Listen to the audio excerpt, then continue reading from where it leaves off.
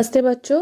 कक्षा 10वीं के लिए काव्य पंक्तियों पर किस तरह से प्रश्न पूछे जाएंगे वो हम आज देखेंगे। तो निम्नलिखित काव्य पंक्तियों के आधार पर उसके नीचे दिए गए प्रश्नों के उत्तर पूर्ण वाक्य में लिखिए। दौड़ निकला घर से, देख बाहर हो रहा प्रकाश, निकलेगा सूरज निश्चय ही, होगी जय निश्चय ही। तो पहला प्रश्न है, यह पद्यखंड किस कविता से लिया गया है, यानी कविता का नाम यहाँ पूछा गया है। तो ऐसा एमसीक्यू में पूछा जाएगा कि किस कविता से लिया गया है या इस कविता के कवि का नाम क्या है। तो देखो यहाँ किसकी बात की है, जीत की बात की है।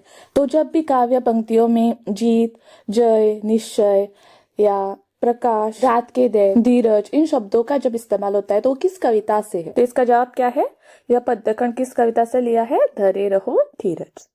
और इस कविता के कवि का नाम क्या है, रविंद्रनाथ ठाकुर। अगला प्रश्न देखो, कवि के अनुसार सूरज निकलने से क्या होने वाला है। कहाँ है, देखो, निकलेगा सूरज निश्चय ही, होगी जय निश्चय ही।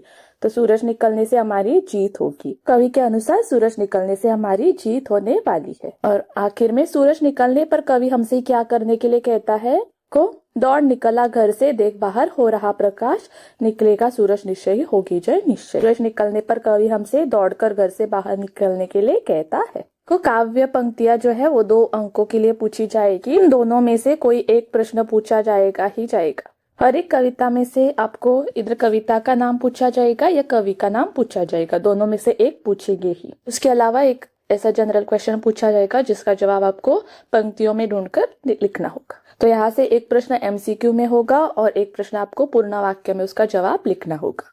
तो इस वजह से हर एक कविता का नाम उस कविता में क्या है और वो कविता किन्होंने लिखी है वह जानना जरूरी है।